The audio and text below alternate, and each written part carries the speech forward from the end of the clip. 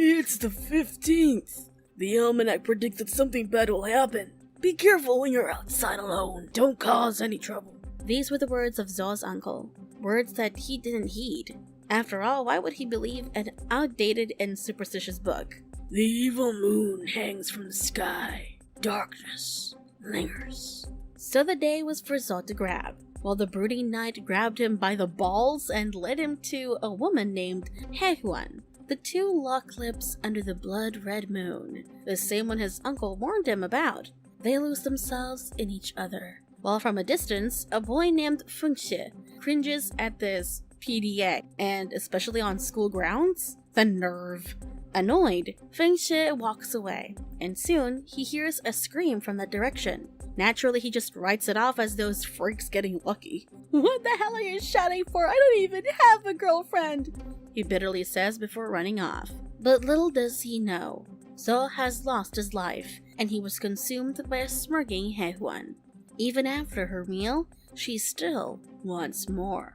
As for Fengxie, he soon wakes up from a nightmare, where the beautiful Suji was declaring her love for him, only to turn into a horrifying monster. While he's relieved that he gets to keep his guts for another day, he's still bummed out that he's deprived of a happy love life even in his sleep. At school, his friends tell him to just accept that he has no chance with Suji. After all, she's an idol with hordes of devoted followers. Another friend sagely advises him to take out his frustrations on video games, and while stuffing his face with chips. The third friend quips that Fengxie will surely forget about them once he gets a girlfriend. With such optimistic and supportive friends like that, who needs enemies, right? Undeterred, Fengxie goes on to list down everything he loves about Suju. Her silky smooth hair, her smile that can light up a room. The list goes on. He's crazy for her. His symphony, you get it? Leaves his friends speechless. But you know who else is tongue-tied? Suju. Looks like she was right behind him all this time. While he is racking his brain for excuses, Suju suddenly approaches him. With a flirty smile, she leans in and asks, "Walk me back to my apartment." Oh boy, he is moving up in the world. And so the two walk home to a solitary romantic sunset. Suju opens up that there might be a serial killer on the loose, taking the life of a security guard just the night before. That is actually why she fears walking home alone, so being with him right now makes her very happy. Fengxie reassures her that she isn't the target, since all the victims were male and died while relieving themselves, and so she jokes that she'll be the one doing the protecting then. She then pauses, looks into his eyes, and thanks him for being so dependable, because this is exactly the kind of food she wants to eat. Stunned, Fengxie stumbles, thinking that he's just hallucinating. Suju asks if he's alright, but when he shares that he had a nightmare the night before, she ignores him. Instead, she admits that she's always taken a liking to him.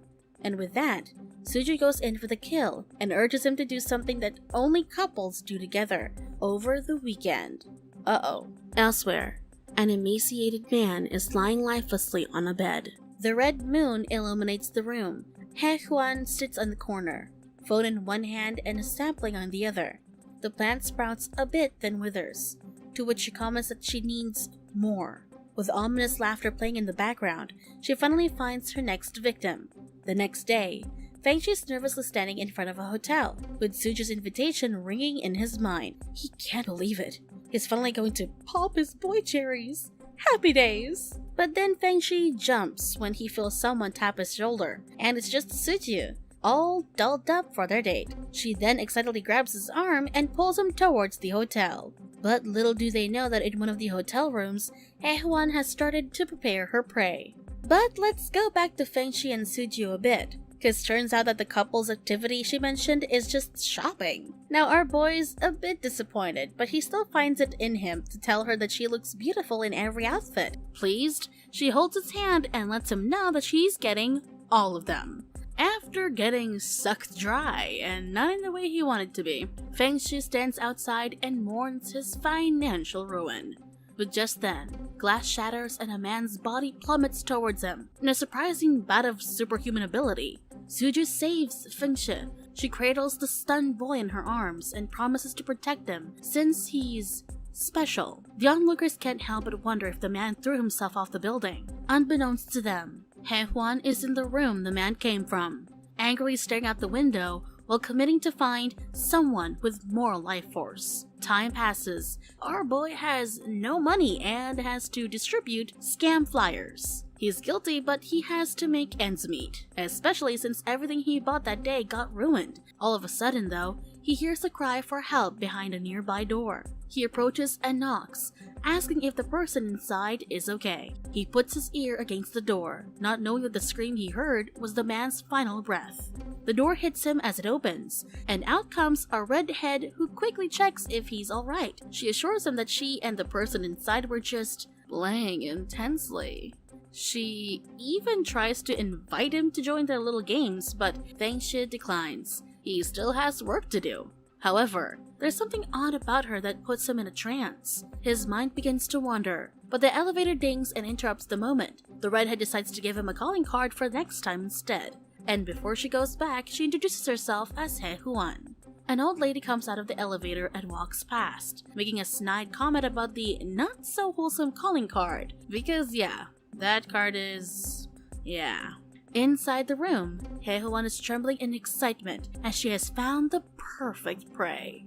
He is the first to resist her, and she's certain that they will meet again. That evening, Feng-shi is eating by himself. He's lonely since Suju can be pretty hot or cold depending on her mood. He downs a few bottles of alcohol. When a man who works there notices this, he tells him to have a friend pick him up. Feng-shi tries to call his girlfriend, but she doesn't answer. In his drunken state, he accidentally hands Hae-hwan's calling card over to the staff member, leading him to get picked up by the man-eater herself. As Suji finishes her shower, she notices the missed call and makes an attempt to call Feng-shi back. The call doesn't come through as his phone is out of service. Now in a motel room, Feng-shi finally regains consciousness and finds someone on top of him. At first, he thinks it's his girlfriend, but when he realizes it's Hae-hwan, he snaps out of it. She encourages him to just ease into it and pretend she's someone dear to him. But despite her supernatural influence, Feng-shi manages to resist her. Wow, our man is loyal. At the motel's reception area though, Suju charms the receptionist and pleads that her boyfriend is inside, cheating on her. Despite the initial unwillingness to violate work code and divulge Feng-shi's room number, the receptionist ends up supporting her and giving it anyway. He even tries to hand her a pair of scissors. Snip snip, just a little on the tip. Now as for poor Feng-shi, the boy's in a lot of trouble, especially with Hae-hwan pulling all the stops to hypnotize him. In a last-ditch effort to resist Hae-hwan, he turns his head to the side, only to come face to face with Death herself. He swears on his life that nothing happened between them, to which his girlfriend asks, "If you didn't do anything, then why aren't you wearing your clothes?"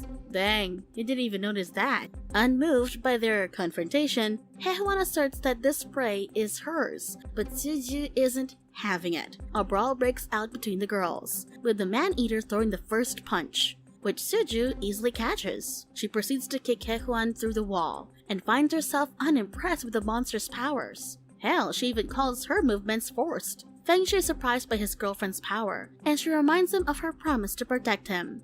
But before they could have their moment, monstrous vines rush out from different parts of the room, constricting Suju. More come out of the walls to deal the final blow. And as this happens, Feng-shi thinks back to everyone who died. Were all of them killed by this woman? The sordid realization of his own death dawns on him. But more than that, this also means that Suju, the girl he loves the most, might die too. No way in hell he's letting that happen. He rushes forth to block the sharp vines with his body, making Hae-hwan smirk at his romantic display.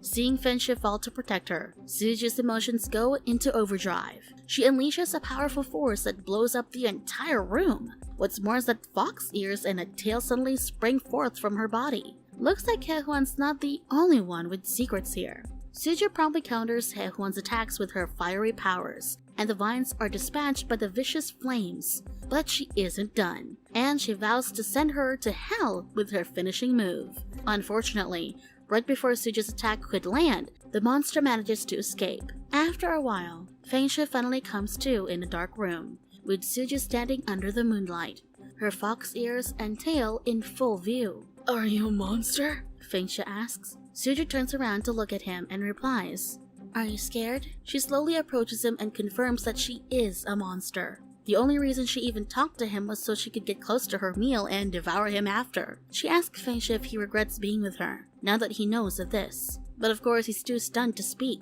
Suddenly, Suju breaks the tension and teases him, saying that she was lying. Rest assured, she whispers. Sweet dreams. All this is too much for Fengxi, and with that, he passes out. Elsewhere, Haehoon's lying down in a grassy field, alone and soaked in the pouring rain. She hates the rain, because it brings back traumatic memories from her childhood, where her home, the forest, was destroyed by loggers. While she's deep in her thoughts, a suited man approaches and checks on her. He notices her sorry state, with bruises all over her, and he offers to take her home out of concern. But instead of thanking him though, Haehoon throws away all sympathy, since she believes that no one in this world truly cares about her anymore. She consumes every last bit of the Good Samaritan's life force, but it isn't enough to satiate her. More. Haehoon needs more. Fengxi wakes up in the morning. The receptionist pays a visit to remind him of a checkout, only to find the room completely trashed. He's revolted by the sight and demands compensation. However, paying for the room isn't the only thing Fengxi is troubled about. 2 days after the incident, Suju is still nowhere to be seen, and remnants of uneasiness constantly pester his mind and heart. Just who are you, Suju? His 3 friends arrive to check up on him. The boys are worried since he has to be hanging out with them recently, much less eating properly. He explains that he's just been contemplating life and doesn't have any more spending money for their hangouts. Reactions are mixed. One is scared that Fengxi might end himself. Glass assumes that Suju broke up with him, and third assumes that they'll just set him up with a new girl. What are you going to find for Fengxi? Suju asks, suddenly appearing behind Fengxi. The boys are shocked to say the least. Suju then discloses that she just took some alone time so she could think. After all, Fengxi's already seen every inch of her, so this is a big leap in their relationship. Of course, this only frustrates his girlfriendless friends, and they all leave him behind. But the mood changes a bit when Suju asks if he's aware of his mistake and if he's going to drink like that again. Despite the tension, this perks Fengxi right up, since she still cares for him. Wanting to talk elsewhere, Suju decides to take him to a nearby restaurant where they can enjoy a meal. She then hands him an inconspicuous magnifying glass, but it holds a nice little secret. He takes a peek through it and spots Suju's fox ears, shocking him. He frantically looks around to see if anyone else saw what he did, but it appears that everyone is just minding their own business. The magnifying glass is a monster scope. He decides to view the other people in the restaurant through the lens, and realizes that almost, if not all of them, are monsters just like Suju. In this world, humans and monsters have coexisted for thousands of years. Wars between the species were prevalent back in the day, but are now peaceful due to a long-term ceasefire contract. However, there will always be exceptions, which include the tree monster Haehoon. Suju warns him that Haehoon has a very unusual view of humanity and will probably come back for him again. In a construction site somewhere else, Haehoon innocently asks a group of workers to keep her company. She's met with a resounding yes, and that yes just sealed those poor men's fates. After some time, a worker opens the door, only to find his co-laborers completely devoid of life. The police are confused by this recent string of similar events, and it doesn't help that the director's yet to respond properly to them. It turns out that the director's been negotiating with a black-robed man, who claims to need 3 days to make progress on this mission. In turn, the director angrily points out the lack of time and the horrifically increasing casual count. 3 days would be a luxury. The man reminds him that he's been contracted to solve the problem, not to protect the people. He then wishes the police luck as he turns away. After all, this is the only thing they can rely on now. Later on, the black-robed man arrives at the scene of the crime and instantly identifies the perpetrator as the tree monster. She has a very particular method of killing, and he infers that her main motivation isn't just revenge, it's something deeper. A woman contacts him through a communication device attached on his collar. He has people keeping tabs on Haehoon. She has apparently entered a school, and the man's subordinate inquires if they should follow her. He says yes, and lets her know that he'll be arriving shortly. The game plan is to take her down on the spot. He then asks for a bowl of water and imbues a talisman's power into it. The water, now radiantly glowing in blue, is thrown into the premises and appears to purify the area. Now at the cafeteria, Fengsha watches the news about strange phenomena of young people succumbing to old age. He's certain that the tree monster is responsible for this, and wonders if media censorship is at work here. Suddenly, Suju appears, which nearly causes him to choke on his meal. The first thing he asks is if there is a problem. She props herself on the table, interrogating him with an innocent smile. He reassures her that he's followed her advice about not leaving campus grounds, and this makes her happy. She invites him to eat out after her afternoon classes, but not before reminding him not to leave the premises once again. He agrees, and she leaves to attend to matters. In his free time, Fengsha walks through campus, viewing passersby with a monster scope. Unfortunately, he's starting to look like a weirdo, and he hasn't found anything strange yet. That is, until he spots his friends seemingly bewitched by a large tree. He puts down the monster scope and realizes that the tree is actually Hehuan on campus. She spots him and traps his foot with vines. Apparently, Suju hasn't noticed the man-eater's presence because Hehuan's aura has been blocked by Fengsha's friends, so he's all hers now. Hehuan holds his friends hostage with thorny vines, leaving him no choice but to come along. The two then walk past a policewoman who briefly senses Hehuan's bloodlust, but makes nothing of it. The tree monster takes Fengsha to an empty rooftop and flings him against the wall. She's confident that no one will interrupt them this time, not even that foxwoman. Then a vine constricts his leg. Fengsha asks why it's him she wants. Hehuan admits that she won't have to look for food anymore after consuming him. This confirms his theory that she's behind the murders on the news. Why kill them? They're living beings, you know, he asks in a desperate bid to demand for answers. She glares at him, then destroys the wall right behind his head. Then, do you know how many living beings died on this land? Up to now. Are you aware of how many ants you have crushed? Do you remember how many flowers you have picked? Do you even recall the look on your first pet when it died? There are people who have had so many of them and don't even remember them. This is what you call humanity, the rulers of the world, living on top of the hierarchy. When she saw humans back in the day, they seemed like gods to her. She even expressed desire to be human herself. But now, things are different.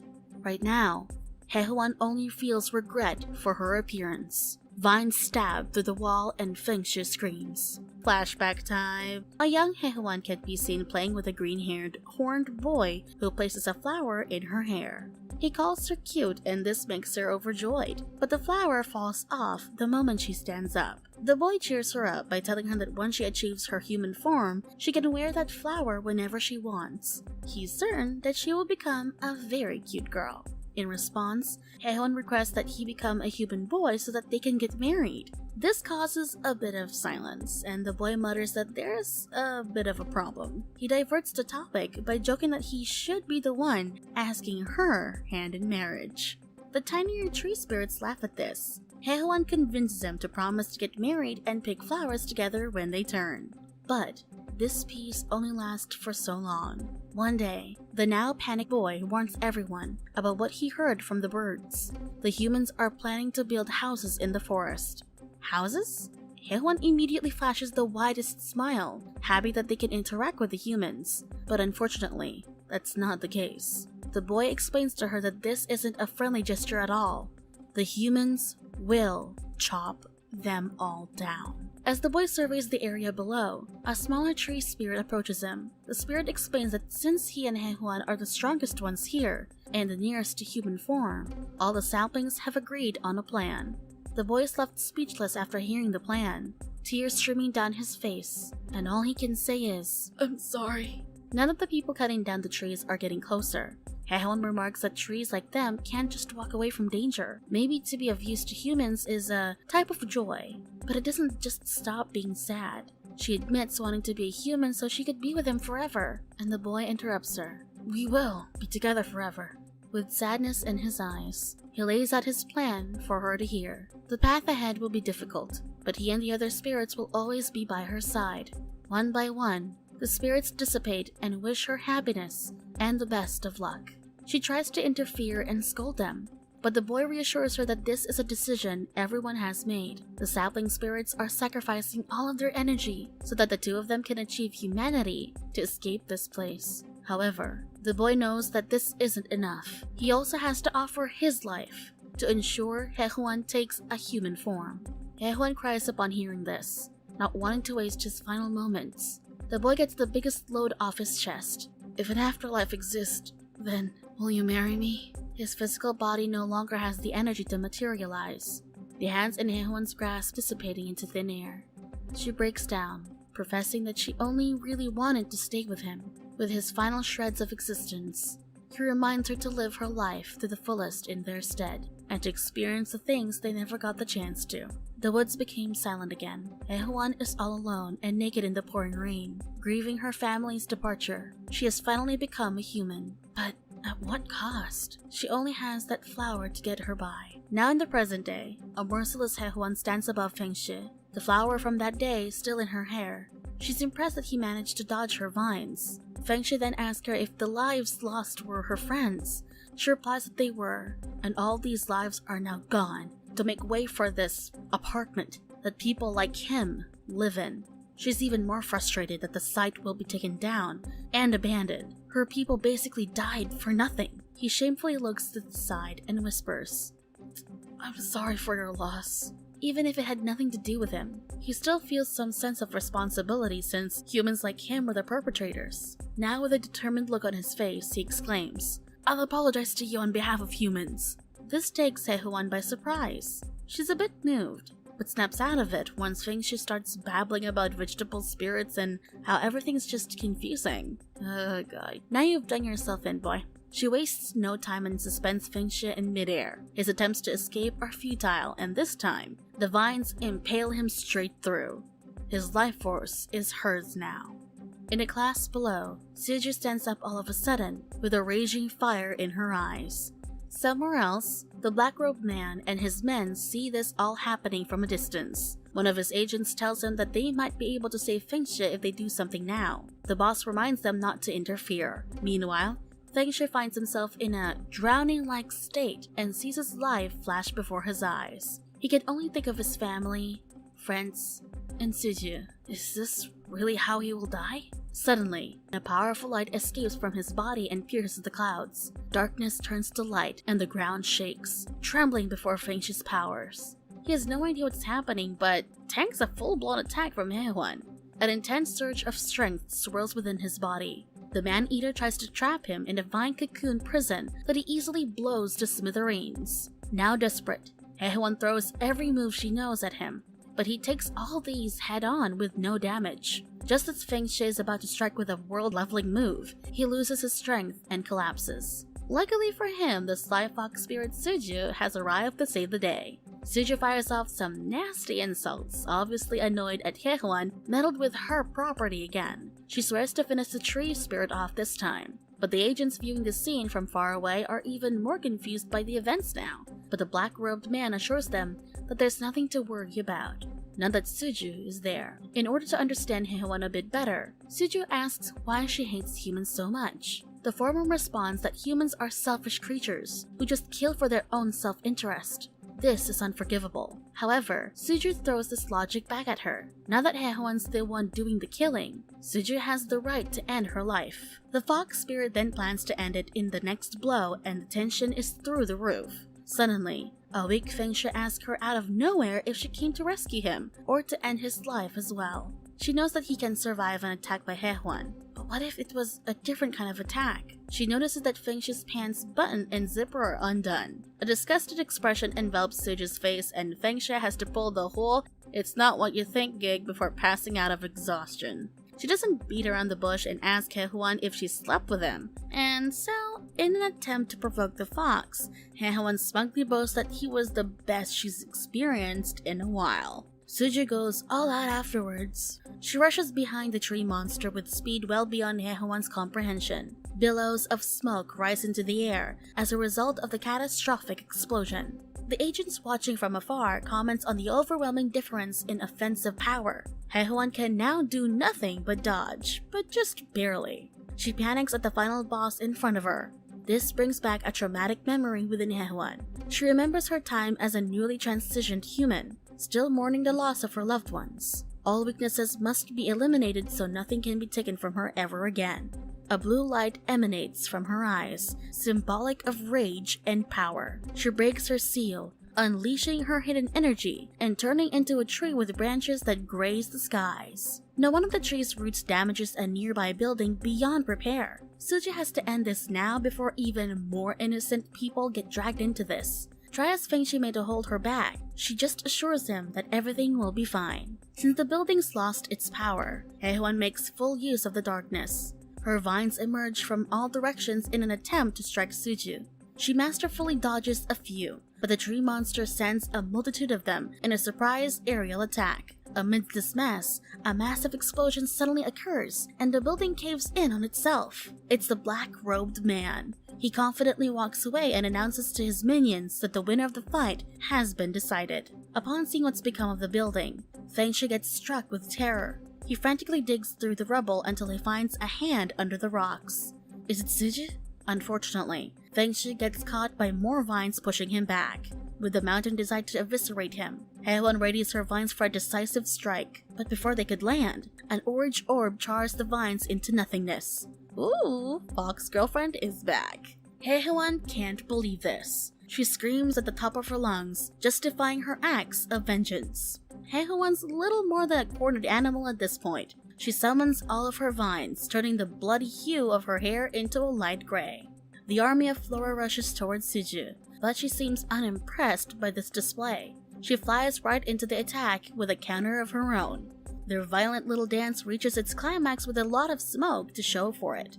Once it clears, Haewon is left defeated. She even lost an arm. But Suju, she's unmoved. Still, she spares Haewon's life as long as she returns the life force she's stolen. But that's not how Haewon's story will end. If she falls, she'll fall on her own terms. Haewon unsheaths a ball of energy from her chest and strikes into the ground, telling the others to live for her. The other two can only watch in pure shock as a beautiful tree blossoms in her place. A young Haewon sits alone in a void. In her deafening solitude, she finally realizes the severity of what she's done. Orbs of sapling spirits then glow around her, one by one until their effervescent glow lights up a path towards a giant door. She opens this to find a lush forest in the afterlife. She falls down and cries until the green-haired boy wraps her in a warm embrace. You're here. Now let's always be together. Haewon grins from ear to ear, and finally, she's happy. The two fade away, and all that's left of their existence in this world are two tiny plants, full of life and ready to grow. Orbs rise up to the night sky, illuminating the city with a fleeting yet beautiful sight. It was a long and harrowing road, but a vengeful spirit has finally found everlasting peace. Subscribe to watch more videos like this. Turn on notifications. And leave a like, it really helps the channel out. Thank you for watching.